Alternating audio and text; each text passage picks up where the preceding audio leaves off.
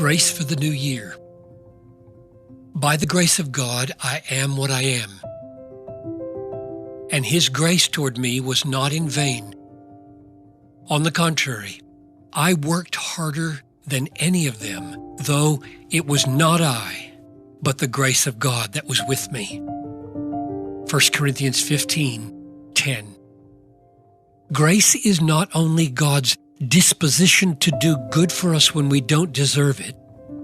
It is an actual power from God that acts and makes good things happen in us and for us. God's grace was God's acting in Paul to make Paul work hard. By the grace of God, I worked harder than any of them. So when Paul says, work out your salvation, he adds, for it is God who works in you both to will and to work for His good pleasure. Philippians 2:12-13. Grace is power from God to do good things in us and for us.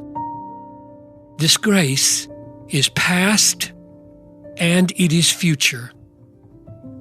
It is ever cascading over the infinitesimal waterfall of the present, from the inexhaustible river of grace coming to us from the future into the ever-increasing reservoir of grace in the past. In the next 5 minutes, you will receive sustaining grace flowing to you from the future, and you will accumulate another 5 minutes worth of grace in the reservoir of the past. The proper response to the grace you experienced in the past is thankfulness, and the proper response to grace promised to you in the future is faith. We are thankful for the past grace of the last year,